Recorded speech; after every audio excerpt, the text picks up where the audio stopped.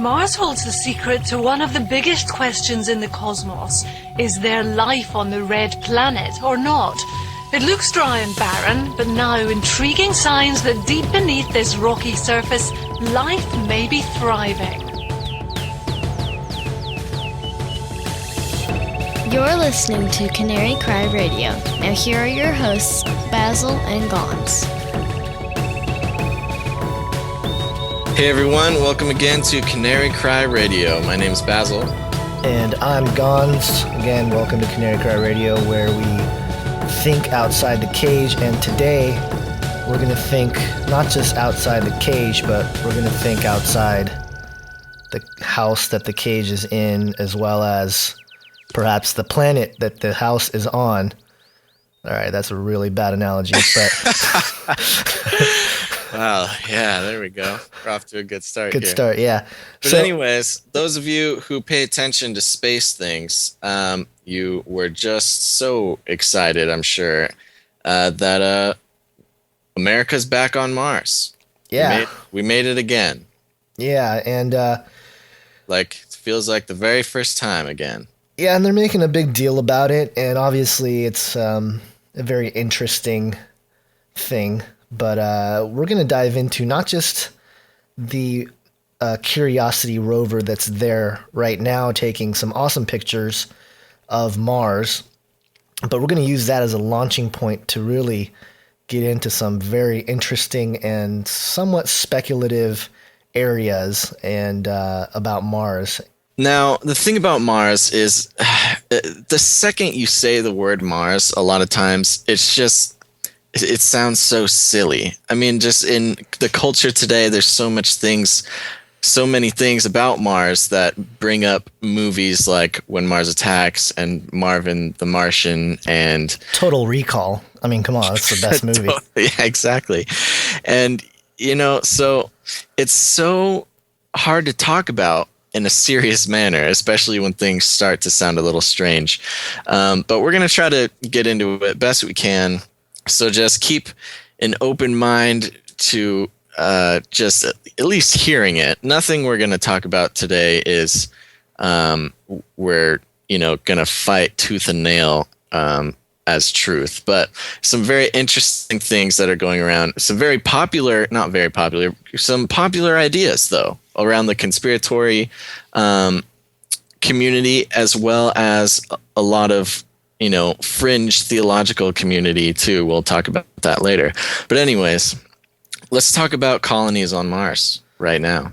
Yeah, well, before we go right into colonies on Mars, just a couple points about Mars. First, the name Mars comes from the Roman god of war. So there's this ancient tie with Mars. Like, for some reason, ever since man's history began, they've always written about Mars. It's the red planet.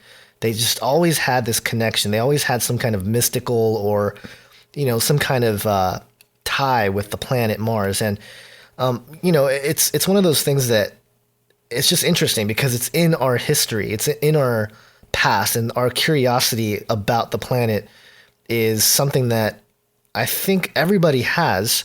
And that's why I think it's so silly now that, people have capitalized on it to the extreme, with different, like you said, Basil, about different, silly movies and whatnot. But in the last 50 years, we've sent different things to Mars, and many of them have failed. Like, a lot of probes and rovers and satellites and stuff that were sent to Mars failed. But some of them did work. And I'm going to list real quickly, I'm going to go through the list of ones that were successful and what they were able to bring back to Earth, or at least, beam back to Earth. So, and I'm going to mention a couple of them from the USSR because, the Russian-US race, to get to Mars and whatnot. But in 1964, Mariner 4 returned 21 images of Mars. So that was like the first images up close of Mars that we got. In 1969, Mariner 6 and 7 brought back a total of 201 images from Mars. In 1971, the USSR Mars 3 orbiter/lander landed on the surface of Mars, but it only lasted 20 seconds before it died. So that's one thing that I think is funny is that Russia landed on Mars far before America landed on Mars. Obviously their mission wasn't very successful, right? But it happened. Yeah. But then, 20 seconds and, brrr, right. That same year, the United States landed or had Mariner 9 bring back 7,329 images. So, America was just pacing themselves, just trying to take some pictures from the sky and, see what's going on. In 1975, the Viking 2 brought back 16,000 images. And this is when we got the first image of a real close, detailed image of Mars. And it looked like just chaotic, something crazy had happened in the ancient past where they saw what looked like dried riverbeds or like these huge craters and just, something crazy happened in the distant past of Mars that gave it all these, warts basically. In 1988, USA Phobos, which was supposed to land on Mars, failed to reach Mars. So, okay, there's one that failed. Yeah. We're getting good on sound effects on this show. I know. 1996, the Mars Pathfinder landed and lasted 5 minutes longer on the surface of Mars than expected. Or sorry, That's not five times. 5 times longer, sorry. Yeah, 5 times longer. So they beat some expectations there. In 2001, the Mars Odyssey brought back super high-resolution images. In 2003, the Mars Exploration Rover, which was called Spirit, lasted 15 times longer than expected. And then in 2005, the Mars Reconnaissance Orbiter brought back 26 terabytes of information from Mars. And in 2007, Phoenix Mars Lander brought back 25 gigs of data. And just recently, and this is the reason why we were prompted to do this episode, 2012, $2.5 billion mission, the Curiosity landed on Mars in the 7 Minutes of Terror that I'm sure you guys have heard about, where, it's this very dramatic entrance into the surface of Mars where they had this thruster thing that, it was just crazy. I'm sure we'll link to it so you guys can check that out. Right. Yeah, so we've been up there quite a bit, I guess, in the past 40 years. Yeah, and, the pictures of the face on Mars and the pyramids and stuff, and we'll get into some of that in a little bit, but... Right, well, just to mention real quick is I find it interesting that, 1969, 1971, that was sort of the same time frame that a lot of other sort of things were happening with Mars, a little bit more secretive. Right. Some teleportation to Mars, allegedly. Yeah, and we'll definitely get into that. Right. So, the whole idea of this, the big deal they're making about the Curiosity, potentially, again, a lot of speculation on this show. Don't take all this as, fact or truth, but is it possible that they are preparing the world for some major discoveries on Mars? And the thing is, there are some people that are out today who are very public that not only is there life on Mars, but that we have been to Mars. Yeah, human beings teleporting to Mars. And like you said, you said, this may be them preparing us for some sort of disclosure. And we're going to work towards a very interesting situation that could happen in the next few years, just following some logistical steps here that may lead to a full disclosure of not only Mars teleportation, but all the black ops that the government has been doing in regards to time travel and things like that, which are all just sort of a big bucket of allegeds right now with whistleblowers and some interesting documents coming out. But yeah, so we want to actually focus on one gentleman. His name is Andrew Basiago, and we reached out to him to see if he wanted to come on the show and talk about stuff, but he's a coast-to-coast guy, so he's probably swamped with emails, and our email was swallowed up in the, I don't know, wave of stuff that he receives from people. But he didn't get my carrier pigeon either. No, that failed. It was probably shot down. Yeah, unfortunately, went the way of the USSR Mars rover. Yeah, lasted for 5 seconds. Yeah. All right. So yeah, Mr. Basiago, some of you may have an idea about this guy. He's been, making the rounds, doing his whistleblowing for quite a few years now. And I mean, if you've looked into anything about Project Pegasus or the Montauk Chair, or maybe not the Montauk Chair, but all these sort of things, the Philadelphia experiment, he's sort of in that area. And let's see, what did he start? Well, he started what's called MARS, the MARS, Mars Anomaly Research Society. And, his testimony is where a lot of the compelling things come from. And like you mentioned, he claims to be part of what was called Project Pegasus. Right. And, before we get into all that stuff, there's a little bio of Mr. Basiago on his website, projectpegasus.com. So I'm going to read this real quick here. Mr. Basiago is the founder and president of MARS, M-A-R-S, that's that organization he started called Mars Anomaly Research Society, and team leader of Project Pegasus. Is a lawyer, writer, scholar, and 21st century visionary. He's been an emerging figure in the truth movement, leading a campaign to lobby the U.S. government to disclose such controversial truths as the fact that Mars harbors life and that the U.S. has achieved quantum access to past and future events. So that's a brief, just a little snippet of his bio from his website. And right, it's pretty intense. Yeah, it's super intense.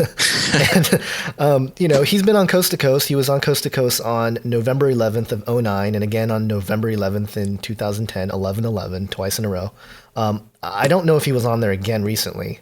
Yeah, it's interesting. But, yeah, and so this guy's testimony, it all starts back in 1970 when this guy was a teenager, and where allegedly DARPA, the Defense Advanced Research Project Agency, which at the time was ARPA, didn't have the defense at the beginning, I guess they had a space-time program, and they were sort of developing it, and it was sort of this compartmentalized part of the government that nobody really knew about, and they're trying to keep it secret, obviously, because a lot of interesting technologies had come out of that program, at least in the words of a few whistleblowers. They were experimenting with teleportation and also time travel, which are subjects that I'm very interested in, and also are very closely related in the context of Nikola Tesla's technology, which is the technology that they were using for this project. And it's more or less opening up portals to different places, but also different places in time. And he talks about, first of all, let's talk about how he got into the project. He was a kid, and his father worked for the government and was part of the project, and his father was on a time jump. And this sort of stuff goes down a lot of rabbit holes, but we'll just try to keep it simple. His dad was on a time jump at the Gettysburg Address, and while his dad was at the Gettysburg Address, he saw his son there. And he didn't run up or say hi or anything. He just sort of stood back. But then he comes back to present time and tells everybody, like, look, I just saw my son at the Gettysburg Address. And so through that, they knew that, they were supposed to bring him onto the project. So that's sort of how he got brought into this whole world at such a young age. He was a young kid at this point. Well, fast forward. Now, DARPA is experimenting with teleportation, and what they're doing is they're teleporting Andrew Basiago from his hometown in New Jersey he goes to like a teleportation place that they put there. They teleport him to New Mexico, and they do experiments, and he goes through time and does sort of time jumps and does all this stuff, and they study the effects of traveling time on kids and all sorts of stuff. And then they teleport him back to New Jersey at the end of the day, but they teleport him also back in time to like be like right after he left. So they were able to keep it a big secret because nobody knew he was gone in the first place. Right. So he gained, several hours a day over that summer. And, like you said, this is how he claims that they were able to keep it a secret because his, even his mother, I think he said, didn't even know that he was traveling through time and, going to New Mexico. And an interesting thing that he said in one of the interviews that we were, checking out of him. Together, Basil and I, we listened to a bunch of his interviews and stuff to gather some of this information. But he said that everybody that got through the portal, it was all good. But at one point, I can't remember the specific story, but essentially what happened was something happened where the kid didn't get through properly or something through the portal, right, and he lost his feet. So, there were some casualties in this project, according to Mr. Basiago. So some interesting stuff. I mean, again, who knows if that's true or not, but it's one of those things that gives a little bit of, I guess, realistic account to the possibility. And the thing that's really fascinating about this is that, I mean, since he's come out and done this, I mean, there's been a few other guys who have come out and, they all sort of are able to corroborate on the same stories with some of the same detail. Who knows if they've all gotten together and sort of decided that this is the act that they're going to do or not. But I mean, you just never know. But let's just assume that these guys are having some sort of genuine experience here, whether it's actually happening or some sort of other mind control type screwy thing. Right. Well, there's two technologies that he discusses. And one of them is, like you mentioned, the Tesla, basically the Tesla papers that he left when he died in 1943, I think. Yeah, which is a kind of an interesting thing on its own. If we'll just take a second. When Tesla died, the FBI and also the Department of Defense both had people rushing to his apartment they're basically scrambling to get as much of his schematics and technology and notebooks as possible before the other government agencies do. And it's funny because it kind of shows this rivalry between certain government agencies. But the Department of Defense got there first, and so they got the goods, and FBI was left without any teleportation technology. That's too bad for them. So basically, so they were kind of using the schematics and the papers that Tesla left, and the Defense Department was trying to reconstruct some of these technologies. So, and apparently, according to Basiago, not even Tesla knew what some of the effects were of these devices. So anyway, they create this thing, right? They create this portal thing, and they see this illuminated force field, and they didn't know what it was. But then one of the workers that was working on it, walked through it to get to like a wrench or something on the other side, and he disappeared. And the guy in charge of this whole project freaked out. Well, turns out that the guy who walked through the portal ended up in Africa. And then several weeks later, he shows back up in America, knocks on the door of this guy, and the guy almost faints and has a heart attack because, they thought he just disintegrated. But no, he just popped out in Africa somewhere. Yeah, he gets teleported to Africa and just has to figure out how to get back. Figure out how to get back with nothing but the clothes on his back. It's kind of a funny story, but anyways, going on. Yeah. So, the other technology that DARPA was developing derived from two Vatican musicologists named Gemelli and Ernetti, and this device, you might have heard of it. It's called the chronovisor, And what had happened was they accidentally discovered this because, they're musicologists, while they were trying to study the harmonic patterns of the Gregorian chant. And this is back in the 1940s. And by the 1950s, according to, all these people, the technology was so good that it can actually look into past events via electro-optical devices, or like holograms of kind of past events. So if they wanted to see the crucifixion of Jesus, they can do that through this chronovisor. And I find it interesting that the Vatican has ties with this, because this brings in a whole nother, angle. But we won't get too far into that today. But some interesting tidbits. There's even talk about that the Vatican still uses one of these. And obviously the U.S. government, I'm sure, has some sort of advanced chronovisor. But anyways, so there's some pretty funky stuff. And I mean, like we said at the beginning, you really are just going to have to open your mind to listen to this stuff. Yeah. And I mean, a lot of you have read my first article on time travel and trying to tie it in with God and Christianity and things. And these are a couple of the technologies that I'm hoping to get into if I ever continue to finish those papers. And it's just, it's really interesting stuff. Let's move on a little bit. Yeah, and hopefully we'll build one of those devices too in the near future. Yeah, that's what we're going to work on. So our big dreams are, to build the chronovisor for ourselves and be part of the changing of the fabric of space-time. Look, you can find that in our mission statement.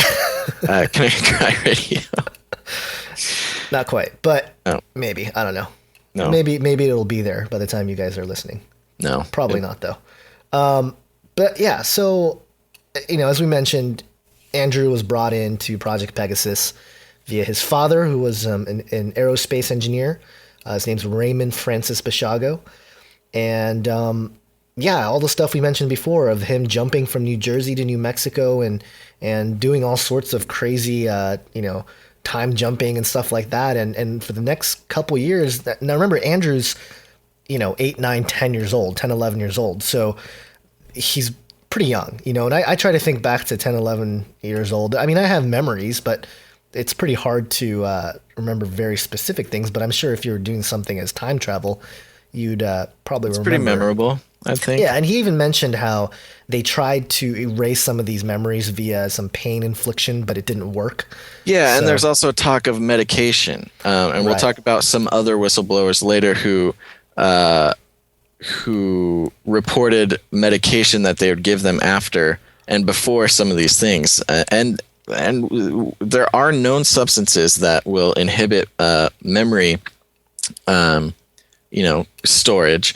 But the strange thing is, not the strange, but the thing is with blocking memories and things like that, memories seem to be held at a lot of different places in the brain, not necessarily in one center that can be affected. So I guess what's been happening is, this is the story that even those who were given the drugs are able to 10 years later these memories just start resurfacing, and so I guess that's why all these other whistleblowers are coming out sporadically with these memories. And the initial, I guess, story, if you will, for what all this Project Pegasus was about was the usual story, to gather intelligence for the U.S. government into looking at past and future events for national security, So, right. Well, yeah, an interesting story with the chronovisor. Around the same time in 71, they were doing experiments with the chronovisor and also the Institute for Remote Viewing. Right.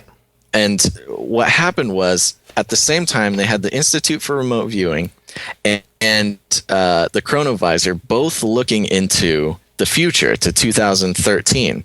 And interestingly enough, both the Institute and whoever's doing the chronovisor were looking at the Capitol building in 2013, which was the goal to see what was going on at that point. And both of them saw the Capitol building under 100 feet of stagnant water. Right. which is Right. interesting. And I mean, they've come out later saying that the chronovisor doesn't show the definite future; it just shows a possibility, which just sort of dilutes the whole thing. I mean, if you're looking into the future and it's just a possibility, it's not the. I mean, I can look into the future and think of possibilities without a chronovisor. Right. But anyways, so Yeah, so this is where it starts to get very interesting as well, because after he was about, I think, 11 or 12 years old, he was, he completed the Project Pegasus thing, and it was done, and he said he openly talked about it with his teachers and friends and stuff like that, and I'm sure, 11, 12 years old, he's got a great imagination, whatever. Well, when he was, I think he was like 18 or 19, he got brought back into the project, and I can't remember the exact name of it. Do you have that over there, Basil? For the Mars exploration? Yeah, this is where it starts tying in with Mars, but Right. I don't have the exact name of the project. it could have just been Project Pegasus in its second phase or whatnot. Yeah, but this is the part that Mr. Basiago claims he couldn't remember until recently, where some of his memories started to resurface, because some of the mind controlling things to make him forget stuff worked. Right. But to get into some of these things, basically, he makes some pretty wild claims about going to Mars. Right. Yeah. And so I guess there was they started up a project where they were teleporting to Mars. And we could go into the Delta T antenna and everything and how they first opened up a portal, but I don't think that's the really interesting part. Anyways, somehow they teleported to Mars, but before they actually got there, you're in a training program, a Mars teleportation training program. They're in some classroom, and there's some very interesting people in there with him. There's reportedly about 10 other teenagers, or 10 teenagers total, and allegedly one of them was Mr. Barry Soetoro, who is now more famously or infamously known as Barack Obama. Right. Now, this was pretty wild when I heard about this, but we're just gonna go with the story. We're just gonna report what's being reported, and leave everybody up to deciding for themselves. But so the teenagers who are in this classroom, they all come from, CIA families. They're sort of choosing these kids for their personality types and their leadership abilities and their collective knowledge and things like that. They want to be good team players and things. And they're also all related to CIA agents and people who are already sort of in the program. All right. So, and Let me jump in real quick just for the Obama thing. sure. A few days after the Mars Curiosity rover landed, President Barack Obama went to go congratulate them. And after he commended their hard work and, just kind of gloated about the American space program and everything like that, he ended his call by saying, "If in fact you do make contact with Martians, please let me know right away." So just a little setup there, right. And nonchalant. Obama has shown some interesting ideas on aliens and things like that in the past. Right. So, so that happened right after Curiosity landed. Well, interestingly enough, Andrew Basiago tells a story about being in a classroom with Barry Soetoro. And just to rewind a little bit, I was going to mention that it's speculated or it's reported that Barry's mom was in the CIA and was sort of doing intelligence gathering in Indonesia. And, that's sort of why Barack Obama was over there and why his mom is so famously absent from his life and things like that. So Andrew and Barry Soetoro are in this classroom with a bunch of other kids, and somebody leans over to Andrew and says, how interesting is it, or something along the lines of, isn't it great or crazy to be in a classroom learning teleportation to Mars with the future president of the United States? And so even back then, the CIA knew that Barack Obama was going to be the president, which is an interesting development. I'm sure that was with the chronovisor and everything like that. But then right after that, somebody leans in and corrects him and says, two future presidents of the United States. And he was referring to Basiago himself. So, and we'll get into that a little bit later, but it is referred to that Basiago himself will be a president of the United States. That sounds like an awesome story. If I were going to make up a story about going to Mars, I would sort of probably slip in how I'm supposed to be president too.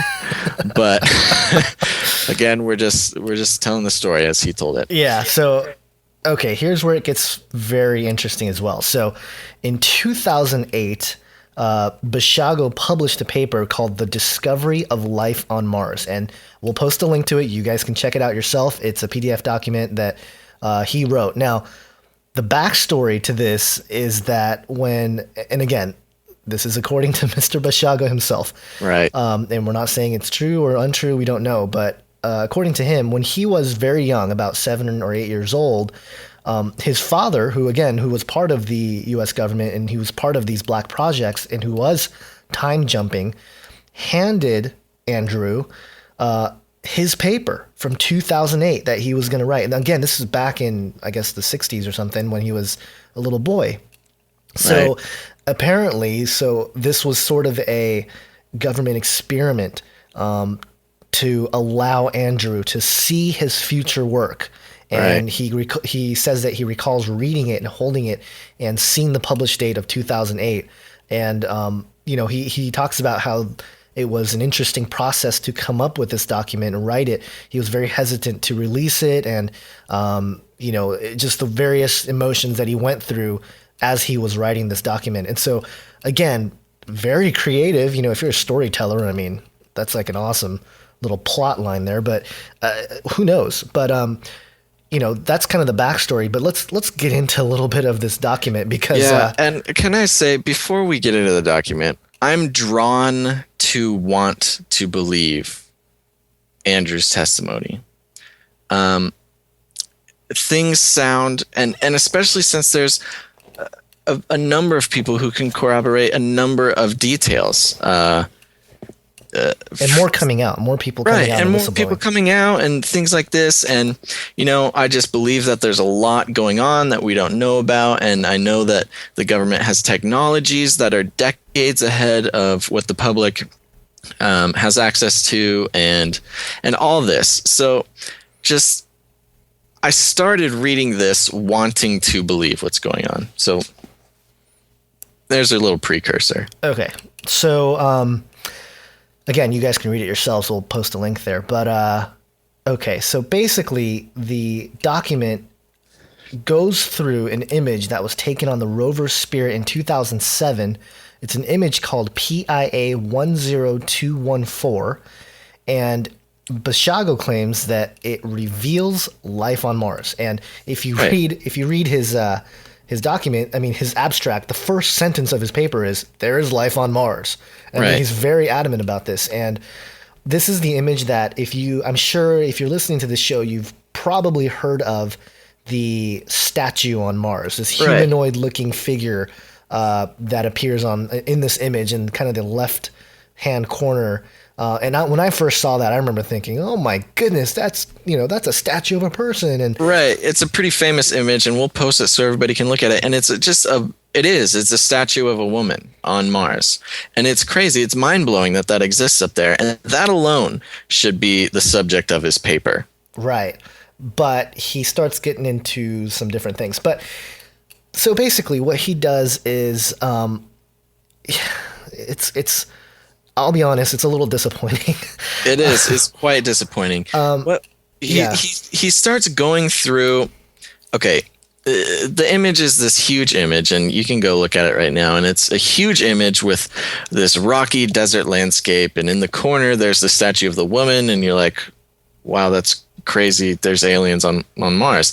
But then or at least the potential of an ancient civilization. Right, exactly. But then he starts zooming into like rocks and shadows and just complete nonsense, and starts talking about how those are also sculptures, and how this picture is a picture of a Martian like art museum or art landscape or something, and how there's sculptures of humans and sculptures of dead bodies and animals and animal human hybrids and caterpillar mothers and scorpion kings. And you just start, and he has the pictures, and he shows the pictures and zooms in on the things he's talking about, and they're just rocks. I mean, I tried really hard to like see exactly what he's seeing. Yeah, it just can't do it. Yeah, and it's difficult because, when you zoom into an image, obviously it's pixelated, and he's looking at like 5 or 6 pixels and saying, "Look at that." Humanoid scorpion or whatever. Right, and it doesn't help. I went to the bottom of the paper there where it, with scholarly articles, they always post how they did it in the methodology section. If you wrote any big papers in college, you probably did a methodology section where you sort of talk about how you did certain things in the paper. And he talks about how he just used Paint, like MS Paint program, to sort of cut and enlarge these images. And that's really not saying anything but like, she just should have taken some time. Get somebody who knows Photoshop. Or, I mean, this is 2008. You can get some great free image programs to, help out those pixels a little bit. But he's using MS Paint that I used to play with MS Paint as a toddler on our first, computer. Right. And it's no place to be revealing life on Mars. Right. With MS Paint. Anyways. Yeah. So yeah, and just a few, let's see, what are just a few of the statues that he claims to see? Let's see. There's there's the face of a bull, and it's I'm looking at this thing, and it's a rock. It's a rock, yeah. It's probably, it's an interesting shaped rock. I'll give you that. It's not just a normal rock, right. It's a rock you'd expect to see on Mars. It's a Mars rock. Yeah. Now, but there's also a dolphin that you see, right? That's sprouting out of the ground, right, as if they'd be coming out of the sea. There's a locust, a dead locust who is upside down, which is also a pile of rocks. There's a sleeping cat statue. Yeah. A Martian sleeping cat statue that is Scorpion Man. Right, Scorpion Man. The baby salamander. Right. Nestled in the rocks. So, okay, I mean, I don't want to be too harsh, but it was disappointing at the least. It was disappointing at the least. This is what he was destined to write, and was revealed as a child that he was going to write this earth-shattering Life on Mars paper, and I was just expecting more. But all of that being said, that you look at the picture and there's the statuette of the woman, and it's undeniably strange. Yeah, definitely. And, there's a phenomenon, and I'm going to butcher the pronunciation of this. It's called what is it? Pareidolia? Pareidolia. Pareidolia. Okay. Yeah, whatever. Anyway, it's basically when, people ascribe patterns and shapes to things. The most, common examples of when people look at the clouds and, oh, it's a dolphin, or it's a, or whatever. Or, people see Jesus's face on a tortilla or something. It's like, oh, it's Jesus's face. And it's like, it's just a burn mark, Right. But that's what that is. And it other than the statue of a woman, the rest of it just seems like kind of a case of that. Right. going on. Yeah. Right, it is. But that being said, and as harsh as we are on that paper, this guy does have a lot of interesting things to say, and which are all being corroborated by other people, and it's very interesting. And that's really the one work that we can pick on. He has a lot of other works that are very fascinating, Right. and a lot of it's based in science, and which is great. But so that's sort of a good and bad about this guy. Now. Right. Now, there's also some of the other people who have come out and start talking about it is a former U.S. serviceman, Michael Ralphie, who spent 20 years as a member of the permanent security staff of a U.S. facility on Mars. There's also former Department of Defense scientist Arthur Newman, who has testified publicly that he teleported to U.S. facility on Mars for Department of Defense project meetings. And most interestingly, Laura Magdalene Eisenhower, the great-granddaughter of, yes, U.S. President Dwight D. Eisenhower, in 2007, she claims that she refused a covert attempt to recruit her into what was described to her as a secret U.S. colony on Mars. And so we start, and these people have been talking a lot about this, and the story goes that since the 70s, America has been colonizing Mars using, I mean, whatever techniques you do to colonize Mars. But that's not even the most fascinating part about this. The most fascinating, I mean, it continues. They talk about how there's predators on Mars. There's animals, of which a lot are very dangerous, allegedly. And there's a story about, they were given weapons and told, like, yeah, there's dangerous things. Some of them you can outrun, but no, you can't outrun others. So make sure to take this gun. And things like that. And on top of that, of those sort of life forms, there's also, they are giving testimony about Martians. Now, a little bit more about the colonies before we talk about the Martians.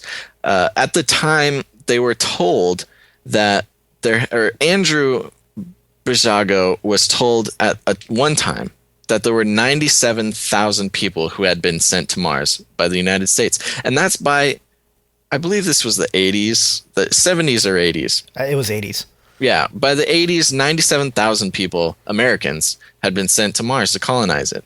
But only 7,000 had survived after like a period of 5 years because of the predators and and they're sort of recolonizing it, so they don't really have the best technology. I mean, the way it was described was kind of gave me the image of like pioneering the Old West. Like they said they had these really low tech sort of housing. And I don't know, they had to like kill animals and like eat that. I don't know. And there wasn't that much water. And so it's definitely a hostile environment. Well, we can teleport to Mars, but, obviously a house with running water is just. Right. Well, I mean, yeah, they would say that, they just didn't bring enough stuff to keep everybody alive. I mean, 97,000 people, granted, is a large amount of people. I mean, I grew up in a town that had 14,000 people. And so to know that there was, a colony on Mars that was, 8 times the size of my hometown. But and now they're saying that by now the colony on Mars would have 500,000 Americans, 500,000 people up there on Mars, Americans. And we discussed or we had mentioned Martians. And it's very interesting. He mentions 3 types of Martians that are reportedly living on Mars, along with American colonists. And one is an alien gray, the usual that we think of, the gray guys, skinny guys, big-eyed guys, Another one is sort of like almost like a de-evolved human, it sort of sounds like. They're sort of this skittish sort of like a Cro-Magnon man.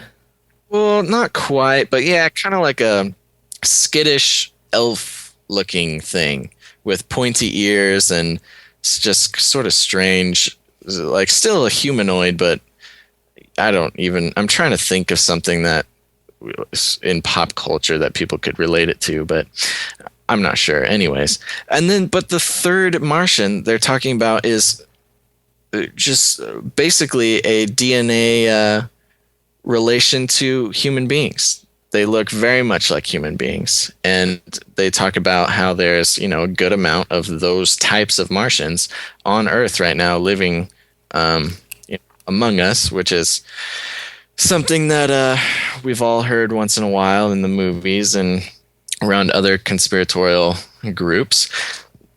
So yeah, those are the Martians. And speaking of life on Mars, Gonz.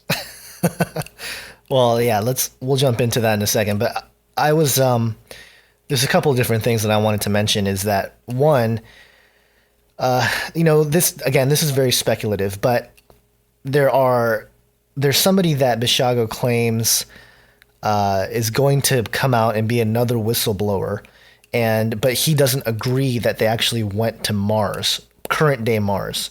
He believes that they went to an ancient Mars and not a current Mars, because you look at Mars right now and it's obviously a desert and there's nothing there and whatnot. So the possibility of time traveling, but at the same time not necessarily time travel in the sense that we might understand it with all sorts of paradoxes and stuff like that, but the concept of these Martians being able to create a moment in time that is separate from our history. Right. I'm not explaining this very well, but it's almost like a bubble that is kept preserved in sort of a quasi-virtual world, right, where it's actually the real place, but it's not actually in time and the time doesn't lead to what we could call the present future. Right. It's like a pocket in time that was set aside and preserved to be able to travel to. And so, it brings up all sorts of interesting concepts and potentialities of time travel without having there being the paradoxes that people normally talk about with time travel. Right. Well, that fits with, sort of fits with one theory of time travel, which is the wormhole. The wormhole is, the way the wormhole works is you have to create it on one side, and then everything that happens later, you can go back, but you can only go back to that one point. Right. So it sort of uses the same sort of, theory or idea or whatever. It's kind of weird talking about time travel technology. You don't really know what to call it if we don't know it's real. And so, yeah. But anyways, a lot of speculation. So, okay. So we've kind of gone through all this Basiago stuff and the potential life on Mars and all this stuff. Oh, and again, the other alongside that, the other theory that's been kind of out there is that yes, it's current day Mars that Basiago and his the 90,000 have traveled to, but it's not on the same three-dimensional plane that we're on. It's on a higher dimension, maybe a fourth dimension or something, and that's why physically on the third dimensional level we can't see anything on the surface of Mars. But if we had the eyes to see the fourth dimension, then there's this entire civilization there. So that's, again, that's pretty new agey, but those are the theories and, things that are out there regarding this whole issue. That's the scuttlebutt. Yeah. Time travel scuttlebutt. So, okay. So this is where we want to kind of jump into the Bible, because, a lot of people think Mars, space travel, all this stuff, and then they think Bible, and they're like, I don't know where the two relate. Right, and it's actually a huge division, I would think. I think that it's sort of ignored completely by the church and by most Christians, which, it's understandable because it's very confusing. Yeah, it's definitely a big topic and something that it's very speculative from the biblical side as well. That's why it's probably hardly discussed. But, we're going to talk about some stuff that you may have heard of. I'm sure if you've been, in the realms of Christian literature and theories and theology and stuff like that, you've probably come across some of this. If not, then, it's a potential possibility of what the Bible is describing that relates to this concept of an ancient civilization on Mars or even a current one. But so it really just starts at the very beginning. And it starts in Genesis 1:2. And I'm just going to read Genesis 1:2. And the earth was without form and void, and darkness was upon the face of the deep, and the Spirit of God moved upon the face of the waters. And the word for was, and the earth was without form, in the Hebrew is hayatah, and I'm probably butchering the pronunciation, and Doug Hamp would be very upset, but it's hayatah. And the same word that's hayatah in Genesis 3:20 is used, and Adam called his wife's name Eve because she was the mother of all living. And now that was, in that passage in Genesis 3:20, is more accurately translated as become. So there are some translations of the Bible that say Adam named his wife Eve because she would become the mother of all living. Because obviously, I mean, she to say she was is a past tense when, people are still the children of Eve, technically. Right. So, okay, so become. Now, if we bring that back to Genesis 1:2, then it would read differently. It would say, and the earth became without form and void. And again, some of you guys are, sitting there going, oh, it's the gap theory. And yes, this is part of the gap theory, but it goes, I'm going to go much deeper, or, we're going to try to dig much deeper into this, and hopefully your brain will stay in your head by the end of this. But Strong's Concordance defines the word hayatah as to fall out, come to pass, become, be. The Englishman's Concordance reflects the same stuff, as does the Brown Driver Briggs and the NAS Exhaustive Concordance. All these concordances all line up. They all think this word hayatah means to fall out, come to pass, become. So, to say that the earth was without form and void, and to just say, oh, in the beginning when God created the earth, it was just without form. It was just completely void. Well, maybe not. I don't know. But let's keep going here. So back to Genesis 1:2. If the word for was is supposed to be became, then what did the earth become? And so, the earth became without form and void. And that word without form or formless is the word tohu. And according to Strong's Concordance, the word means formlessness, confusion, unreality, emptiness. Now, God wouldn't necessarily make the world a confusing place. And actually, there's evidence for that. In Isaiah 45:18, it says, "For thus saith the Lord that created the heavens, God himself that formed the earth and made it. He hath established it. He created it not in vain." That word vain there is tohu. He formed it to be inhabited. I am the Lord, and there is none else. Now, it's interesting. So what exactly does this mean? So it's interesting that in Isaiah 45:18, it seems to be stating that God did not create the world in vain, in tohu. But in Genesis 1:2, it says, and the earth was without form, tohu. Now, either there's a contradiction in the Bible, or something else is going on, and that word was is supposed to be became, and something happened between Genesis 1:1 when God created the universe, and when he created the earth, something happened to the earth, and it became darkness, chaos, formless.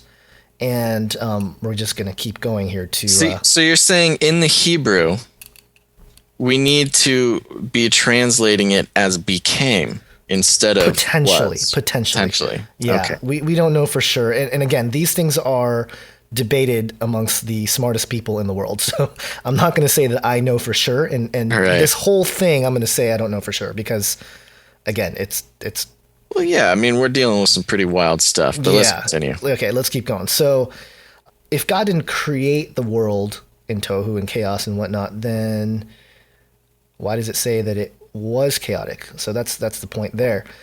So if you're a young earth creationist, and I know there's probably some out there, you guys may be thinking, oh man, it's the gap theory and it's just totally unbiblical, and there's all these other proof texts that go against it and whatnot. And you're right, there are some texts that seem to indicate otherwise. But it doesn't necessarily negate the fact that this fact is there between Genesis 1:2 and Isaiah 45:18.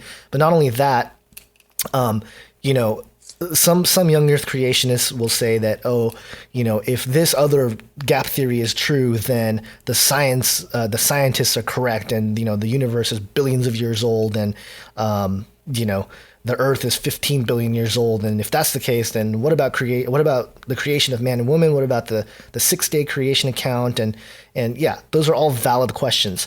I still think the 6-day creation was a 6-day creation. Some say that it was a recreation, so it's possible that once the world was messed up, God kind of reformed it to be inhabited by humanity. And again, it's interesting that Satan just kind of appears in the garden as like this adversary. But let's move on here. So all this points to the possibility, and again, I want to stress possibility. You're scaring me, Gonz. I know. People are going to be like, you heretic. A possibility of a pre-Adamic race that lived prior to the creation of humanity. And again, keep in mind the topic here, we're talking about Mars, and we'll get there. So, were they actual physical beings, or were they just, spiritual angelic beings? I have no idea. But the concept definitely reflects this possibility. And many early Hebrew rabbis actually say that, there was a pre-Adamic race that existed. So, it's not like this crazy idea that I'm coming up with here. Well, some early Hebrew rabbis had some pretty crazy ideas, but... Well, yeah, they all had crazy... yeah, I know. Like, this one's not as crazy or anything. Yeah. Okay, so let's look at the consideration of angels, or just, some sort of intelligent beings, not human, but entities of some kind, spiritual or otherwise, existing prior to us, humans existing.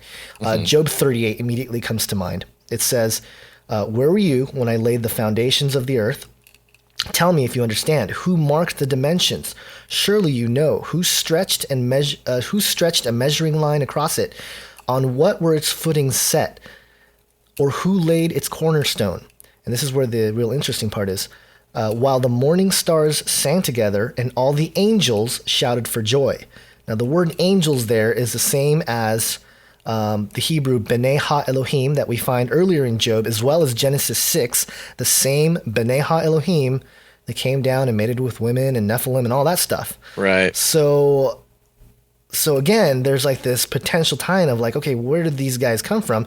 And if they were shouting for joy at the creation of Earth, right, well, then what were they doing? What was going on before then?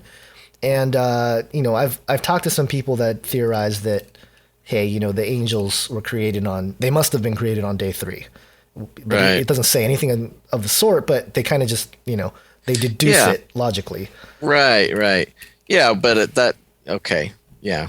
I think that's a questionable remark by them, I would say. Yeah, because it's not really actually in the Bible that it says, the angels were created at this point. And the other arguments I've heard is, well, it's not really important that we know when angels were created. And to some degree, I agree. But at the same time, there are clues. There are little tidbits, So, okay. So this is where it starts getting a little more interesting. Isaiah 14. Okay, this is the famous passage that talks about Lucifer, the son of the morning, right? And if we dig into the Hebrew via like an interlinear Bible, we find that, where it says, "O Lucifer, son of the dawn," which is the KJV version, right. It actually translates to Hillel ben Ashur. Or sorry, I totally butchered that. Hillel ben Sahar. And Hillel means shine or to be clear. But it also means boastful. And Sahar is dawn, which has a connotation of early or earliest or first. So it could read, O shining boastful sun from the earliest. Now this is obviously talking about Satan Right. Lucifer. And the same word is used in Genesis 3:15 as the shining one that recently Dr. Michael Heiser has really pointed out for the word serpent. But isn't it interesting that there's this kind of potential connotation of this shining being who is boastful, and he's the son from the earliest. He was one of the first created beings of God. I just think that's really compelling. Right. Yeah, no, it's fascinating, and that's the great thing about going right back into the Hebrew. And Doug, if you're listening, there's good job, buddy.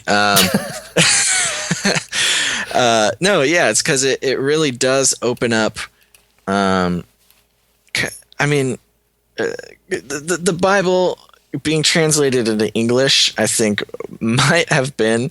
I mean, it's there's such a good side and such a bad side to it. Yeah. I think, well, it's great. It's great that we haven't, and I can understand that. I love it. But you do lose a lot in translation. Definitely. And I people always ask me like, oh, what version of the Bible you use? And it's like, well, get back to the original language, the best you can. And I'm not a Hebrew scholar or a, Greek scholar or anything like that. I'm just doing my own study here and trying to figure out what's going on. So, luckily, we know Greek scholars and Hebrew scholars. Yeah. And he would actually disagree with a lot. Doug would, in particular, would disagree with a lot of this. But, whatever. Well, that's good to know. Yeah. Well, I've spoken to Doug not about all of this, but and others who are very vehemently young earth creationists. And not to say that I'm not for that, because there's, I don't know. I just think it's one of those things that you shouldn't lose fellowship over, and right. People shouldn't lose jobs and stuff over, some of these other matters that don't necessarily affect our salvation. We're talking about this in the same way that we were talking about colonies on Mars. We're just telling it. Yeah, we're just telling the story. We're telling the story that is a possibility from the Bible. So let's move on here. Ezekiel 28. Now this is another pretty famous chapter, and where it talks about the king of Tyre. But it's kind of weird, because the whole thing it starts off as like, oh, the king of Tyre, but then as it kind of goes on, it sort of starts talking about Satan. So it's sort of reflecting the spirit behind the king of Tyre. But interestingly enough, Tyre is called the daughter of Sidon in Isaiah 23:12. And Tyre means stone, and the city of Tyre happened to revere a god who had fallen like a stone from heaven. Now, Sidon is interesting because it reflects the city Sidonia. And, some of you guys, we haven't brought this up, but Sidonia on Mars is where a lot of these, the face of Mars allegedly is, and some of these other structure-like things that appear to have some very clear definition. And there's a pentagon up there. Yeah, there's the face. There's all sorts of stuff that's pretty compelling. Yeah, and so keep that in mind. And so Ezekiel 28:14, it says, "You were anointed as a guardian cherub, for so I ordained you." So the guardian cherub is obviously Satan. "You were on the holy mount of God. You walked among the fiery stones." And okay, so again, the guardian cherub, we believe, is Satan, walked among the fiery stones. The Hebrew for stone is abne, and it means built stone. So it's not just like, just rocks kind of around. These are stones that imply that they have been built. And so the only stones that are out there in the sky and whatnot are planets. So the possibility, so the fiery stones, they reflect fire. Fire, the sun, obviously, reflects on these things, and they look like fiery stones in the sky. Like planets look like that, in the night sky. Stars and planets look like these big fiery stones in the night sky. So this guardian cherub, Satan, going to and being on the holy mount of God and walking among the fiery stones is potentially talking about Satan being able to traverse through outer space, through the planets. And again, this might sound absolutely insane to some people. No, Well, that doesn't sound insane to me. I mean, I guess I sort of already figured that, angels have some sort of interstellar, abilities to travel, just even on the very simplest level of understanding them as a spiritual little floaty being. Right. It doesn't seem crazy to me that angels can go to other planets. I don't know a lot about the physics of the material that angels are made up of, or their abilities to breathe or whatever. Right. So that doesn't sound crazy to me. I'm following along. Okay, so let's keep going. Ezekiel 28:15 and on. Okay, so we're same chapter. We're going to keep going. Okay. Again, talking about Satan, you were blameless in your ways from the day you were created. Interesting. Till unrighteousness was found in you. In the abundance of your trade, you were filled with violence in your midst, and you sinned. So I cast you as a profane thing from the mountain of God, and I destroyed you, O guardian cherub, from the midst of the stones of fire. Again, he was expelled from the stones of fire. And Right. this goes into, again, the possibilities that there was this catastrophe in outer space, and that's why we see all these craters and stuff on all these planets. Right. But let me, Well, and it totally makes sense to think about it in this sort of context, because the writers of Genesis, or where are we reading from right now? we're reading from Ezekiel. Ezekiel. The writers of Ezekiel wouldn't really know what planets are. Right. I mean, they probably had some idea, but yeah, in a sense of like, they didn't know that there were craters and stuff on. I mean, I don't think, at least in that time, couple centuries BC. Right. Unless they had some crazy Leftover Atlantis technology. Exactly. Well, do you see we posted the Baghdad battery on our Facebook the other day, Oh, that's which is so I mean there's crazy stuff. Anyways, let's continue. All right, yeah, let's keep going. So I'm going to go on here. I destroyed you, O guardian cherub, from the midst of the stones of fire. Your heart was proud because of your beauty. You corrupted your wisdom for the sake of your splendor. I cast you to the ground. I exposed you before kings to feast their eyes on you. By the multitudes of your iniquities and the unrighteousness of your trade, you profane your sanctuaries. Now, sanctuaries is interesting because what is God trying to say here? Satan had sanctuaries? Well, also kings. He said he cast you down before kings. That now there's kings at the time of Satan getting cast down. Right. And this is before mankind was around, right? So it's just very interesting. Yeah, it's pretty fascinating. It's interesting. You can read these scriptures many times and not think about some of these little details as you go through. Yeah, the Mars filter. It just kind of, The Mars filter. Yeah. I love that. Okay, today we have the Mars filter on, everybody. Put your Mars goggles on, everybody. So, okay, let me keep going here. So I brought fire out from your midst. I consumed you, and I turned you to ashes on the earth in the sight of all who saw you. And, I'm thinking maybe he was physical and he lost his physical part of him or something. I mean, he was turned to ashes and everyone was watching. It's like, oh, shoot, Satan wasn't allowed to keep his physical body because he was so bad or whatever. Right. Now, and since we're on the, the differentiation between Earth and Mars, it has the word Earth there in that passage. Do we know if that was translated as Earth the planet or Earth the dirt? In general. I can look it up right now, but I'm pretty sure most of the time when they refer to Earth, it's talking about like the dirt. Right. And so it kind of has a connotation of like the ground, the dirt. Right. So I think it's both. It's not like in English where we differentiate between like planet Earth and soil. It's not as distinguished as it was, I think, back in those Hebrew times. Got it. But okay, we're going to get into some more here. The Old Testament, man, it's filled with some craziness that, everyone focuses so much on the New Testament, but the Old Testament has got some crazy, crazy stuff. But let's keep going. So we've already seen some stuff about Satan and his angels rebelling and God destroying the place where they lived or inhabited.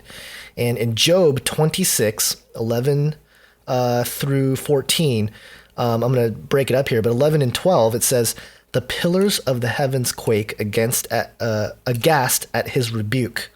By his power he churned up the sea. By his wisdom he cut Rahab to pieces." Now, the word cut there means shatter. And Rahab, I know most people, when you hear Rahab, you immediately think of, the Rahab, the harlot in the book of Joshua. But the Hebrew word here is not the same. And again, these are the things that you find when you start looking into the original language, or at least looking at an interlinear Bible. And so the Rahab in Joshua comes from the word rakav. It's R-A-C-H-A-V in the English. And, that just means enlarge, extend, grow wide. But this Rahab that Job 26 talks about comes from the word Rahav, R-A-H-A-V, which means proud, strength, bluster. So again, it's just interesting how there's like that difference there. And, I think most concordances translates Rahab as like a sea monster because it says, by his power he churned up the sea and, by his wisdom he cut Rahab to pieces. Right. So, obviously it's talking about a sea monster, but I don't think it's as clear cut and dry. And, in preparing for this show, I was looking through a lot of David Flynn's work and stuff. And I'm sure if you're familiar with David Flynn, some of this stuff is not new to you, but, David, believes that Rahab was actually a planet that was destroyed. Right. And it's sort of difficult to connect where he got that from, but it seems like what he's suggesting anyway is that the asteroid belt that we see today was Rahab. It was this planet that orbited the solar system, and it was destroyed at some point. And from that destruction, planets like Mars and even the moon and even the Earth saw a lot of chaos and darkness, and whatever inhabitants there were in outer space, they were all sort of destroyed too, or at least taken out to some degree. Right. And it was kind of like this God's judgment prior to humanity being there. This kind of old ancient judgment upon the beings that lived upon the solar system. So I mean, again, these are potential. These are just theories. But if we go on Job 26:13 and 14, it echoes this idea here. It says, "By his breath the skies became fair. His hand pierced the gliding serpent. And these are but the outer fringe of his work. How faint the whisper we hear of him. Who then can understand the thunder of his power?" So again, showing that God is this powerful being that he judges. That's what he does. He's this just being that he can't help himself. I mean, at a certain point, the iniquity gets too much, and he just has to rain down his justice upon the world. It's just kind of how he is. And Psalm 89:10 also echoes this idea of breaking Rahab, and it says, "You have broken Rahab in pieces as one slain. You have scattered your enemies with your mighty army." And again, I mean, with the Mars goggles on, this thing is like super compelling. Yeah, so there's a few more here. I know this is getting sort of long and stuff, but we're almost through, with the mini Bible study here. But when we get into Judges 5:23, now this is, again, a little bit of speculation, but Judges 5:23 says, "Curse ye Meroz," M-E-R-O-Z, "said the angel of the Lord, curse ye bitterly the inhabitants thereof, because they came not to help of the Lord against the mighty." Now, in the Talmud, Meroz is a name of a planet that was thought to have been inhabited. And even in the Zohar, which is the Jewish mystic writings that kind of are the foundation of the Kabbalah. Right. They even mention Meroz, the star, and its inhabitants. And if anyone has a Zohar, they can look that up on Zohar 3, 269b. And Strong's, interestingly, I found this kind of interesting. Strong's Concordance says that they're not sure where that word Meroz comes from, but it must have been a city in the North Palestine area. And so that's what I was going to say. What is the standard definition of Meroz? What is? Well, that's what they say. They say they're not sure where the root comes from, but it must have been a city somewhere in Israel or North Palestine. Right. So it's just completely ambiguous. Yeah. Which is, again, it's one of those things where if you do a little study in other places that allegedly use the same word, they seem to reflect something a lot different. And maybe that's why. Maybe there is a conspiracy to keep that stuff quiet for the Yeah, church. I mean, you would want to look at other cultural references at that point, just for translation purposes, and yeah, I mean, if that's if that's supposed to be some sort of extraterrestrial, out off of Earth kingdom or something, then that would definitely throw a wrench in a lot of the a lot of things. A lot. Yeah, and I find it interesting again in that verse in Judges, it says, "Curse ye bitterly the inhabitants thereof," and it's like, again, this picture of God just like, you guys are just total, whatever. You guys are just like ruining it. You guys are totally blowing it or whatever. Right. And I just find it very interesting. And so again, it points to this unique possibility that there was this pre-Adamic race of beings that were not human, but certainly humanoid in some form or another. They inhabited the solar system, and maybe that's why there's so much collective memory in the mind, in the ancient past of man, of space travel and ancient civilization and other planets and all these things that our imagination, quote unquote, seems to take us to, but potentially it was real. I mean, who knows? Right. Now, I mean, what do you think? Is that maybe? I mean, are they other sort of humanoid creations, or were they angelic creations, or what we would know now as angelic beings? Or, I mean, what do you think about that? I don't know. Yeah, I'm not sure. I can't.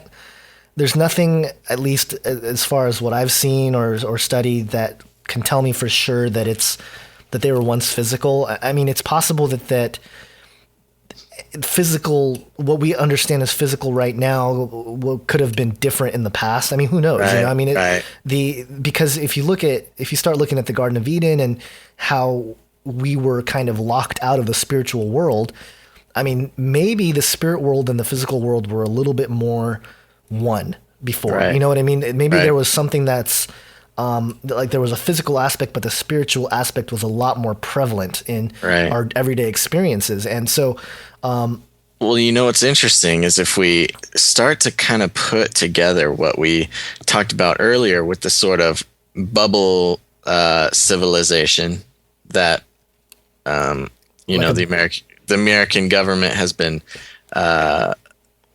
teleporting to, and you combine that with a theory of a pre-Adamic race, well, maybe somehow, an extraterrestrial or a demon or, some spirit or whoever is sort of connecting that pre-Adamic race back with, the current time frame that we're in now. yeah, no, it's totally possible. Yeah, it'd be pretty interesting. And this kind of raises a whole nother level of, this possibility of a spirit realm, of being something, again, that has been separated until God kind of recreates everything. It's kind of like this border. And Right. that's why, the drugs that open up spirit portals and stuff like that are kind Right. of a violation of that boundary. And, again, who knows? We're totally, some people are probably thinking these guys have lost their minds. Yeah. The bird has actually, The bird has flown. Melted their brains or It's whatever. in the cuckoo cry radio now. Cuckoo cry. But and again, I think there is, and I think I look at the places in the Bible where God really does like just hammer down stuff, and it's very clear. You know, like for example, the Tower of Babel. I need to do more study on this and figure out really what's going on there. But I'm thinking that the Tower of Babel, not only was it just like this, portal or whatever to the spirit realm, but I think it was a time machine. Because think about God coming down and saying, no, God, basically saying, you guys can't do this. This is totally just out of your jurisdiction. Like, you cannot be doing this. What would it be? I mean, time travel would be one of those things that if you openly and fully, completely control time, you can pretty much play God, And so this is just a theory. I don't know, but it's just very compelling because it opens up those possibilities. And okay, so there's one more verse here that I wanted to, or section that I wanted to bring up, and it's in Jeremiah 4:23 through 26. And this is where Jeremiah potentially, some people will say that it's not, but gets a vision into the ages before Adam. And so, he's kind of talking about the judgment of the land and stuff like that, but it's interesting how he just words it here. So it says here, I looked at the earth and it was formless and empty. Now, this again, the word was there is more akin to behold in this case, but it's interesting that, behold, the earth is formless and empty, like referring back to the Genesis account. Right. And so I'll continue here. And the heavens and their light was gone. Again, kind of pointing to the possibility of maybe the 6-day creation was sort of a recreation, for humanity. Okay, and it says, I looked at the mountains and they were quaking. All the hills were swaying. I looked and there were no people. Okay, so no people. Very important point there. Every bird in the sky had flown away. Interesting that there's birds. I looked, and the fruitful land was a desert. All its towns lay in ruins before the Lord, before his fierce anger. Now, if this was a time where there were no people, why were there towns? And why were they in ruins? And why was it because of the fierce anger of the Lord? So again, not super clear, but at the same time, the potential of Jeremiah talking about. Now, what is the context of this story here? This vision? He's sort of going through. So this is an area where Jeremiah is talking about the disaster from the north, and basically, there's a trumpet call in Jerusalem, and he's kind of raising a warning about the destruction of Israel, basically. Right. So again, is it just that, or it seems like, to me anyway, a lot of these things are very poetic in one regard, and certainly you have to take that into account, but they seem to kind of layer, especially in the Old Testament. It seems like a lot of the prophets and stuff, there's kind of layers of meaning. If you go back to what we looked at in Ezekiel 28 about the king of Tyre and how it kind of went from the king of Tyre to Satan, it just kind of seamlessly kind of blended the two together. Right. I am convinced that there is more than one meaning to the text, and of course, we have to take into account proper hermeneutics and exegesis and stuff like that. But at the same time, I think God is a little bit bigger than what our 2.5 brains can put together, and so 2.5 brains. 2.5 pounds, right? Isn't our brain like 2.5 pounds? Oh, I thought you were talking about like you have a brain and I have a brain, and one of us has an extra half a brain. I'm sorry. I'm sorry. The bird has half the brain. The canary is constitute as the half brain. There's a lot of translations going on now, Yeah. and I must have missed that one. Okay. Well, anyway. No, okay. Yeah. Anyway. Were you gonna go on with the half brain thing? Or? No. We can. I'll save the half brain thing for another episode. Okay. Well, we can probably use another half brain between the two of us. Yeah, I think we could. Especially after this episode, Yeah. But okay, so we're trying to just enlighten, or not enlighten, that's not the right word, maybe appraise you of some different possibilities, some different angles of the Bible that you may not have heard of or considered. So, again, take all this with well, I think if nothing else, it's an interesting investigation of a number of scriptures. Again, like we said, looking at it through the Mars goggles that we invented. And with all the sort of attention that Mars is going to get, and Andrew Basiago claiming he's going to run for president in 2016 on the platform that he's going to, disclose all of the government's actions in the way of teleportation in Mars and things like that. I mean, Mars is going to play a big role in human history if indeed human history continues long enough for it to do so. So yeah, that's why we wanted to take this time, because there's a lot going on with Mars. Yeah, and again, if the news hits tomorrow, let's say, life on Mars proven, and whatever, they find an ancient structure or something like that, know that there is a biblical angle to this. And if anything else, one does exist. Yeah, one does exist, no matter how twisted it might seem.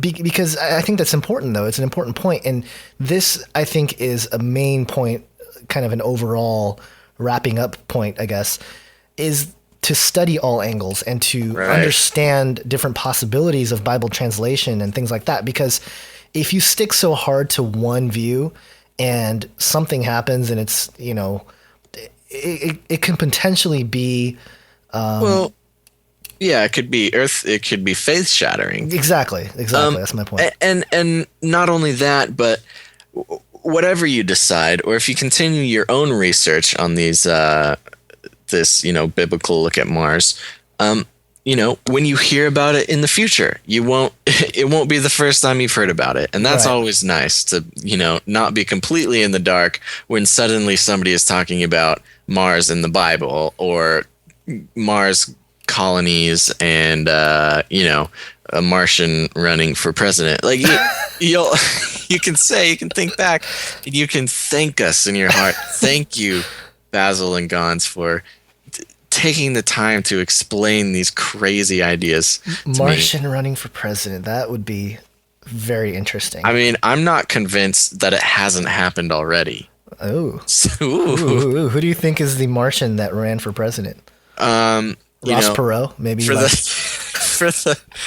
the sake of keeping politically neutral at this point, I will save that for when I go on my political tangents some other time. Okay, well, we're very politically one-sided, as most people can tell. Yeah, we're Green Party all the way. Mars Party.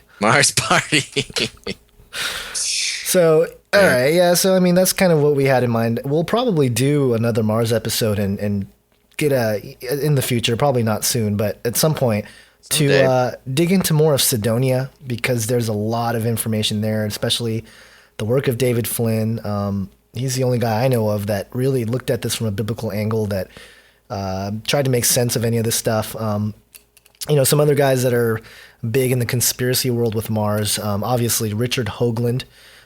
He's, he believes that there's ancient structures on the moon and Mars and stuff. And again, those things wouldn't necessarily clash with the biblical view and whatnot, at least from the angle we kind of threw at you in this episode. But, who knows? Well, maybe we're just all crazy.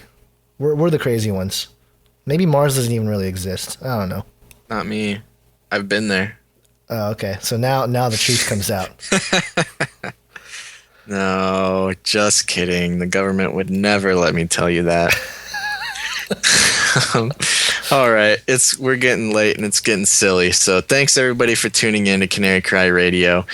We hope you can bring something or take something out of this, all these ideas, and at least, we're prompted to consider Mars as something we should be thinking about as believers and as non-believers in both the Lord and certain conspiracies. So keep thinking outside the cage. Thank you for listening to this episode of Canary Cry Radio. The show notes for this episode and many others are available at canarycryradio.com. Make sure to connect and like our Facebook page at facebook.com/canarycryradio. Follow us on Twitter at Canary Cry Radio. If you would like to share the show in video format, you can find us on YouTube by searching Canary Cry Radio. We would like to thank those of you who have given us your support, prayers, and donations. If you would like to join us and support Canary Cry Radio financially, you could do so by visiting canarycryradio.com and clicking the support tab. Thanks again for listening, and until next time, remember to think outside the cage. I would like to take this time to thank a particular listener who gave us some great sage advice on how to humanely take care of some crickets. And that listener on the comment boards is Steph. I don't know if you're Steven or Stephanie or, Stephocalypse. You may actually be Stephocalypse. But whoever you are, Steph, thank you for the great tip on how to get rid of crickets, because I think for the most part we are cricket free today. For everybody else who has a cricket problem, Steph did a good job of recommending taking some molasses and putting it in a little dish and waiting for the crickets to come have a feast and getting stuck. And it's actually a funny story. Who has molasses anymore? I don't know who keeps molasses around the house. I had been seeing a jar of molasses in my house for months, and I had no idea why it was there. I had no idea who bought it. I was completely, I physically, mentally did my best to just ignore it because I had no idea. I don't live in the 1800s and I don't even know what molasses was really for. But anyways, the Lord does provide, and I had some molasses, and you can all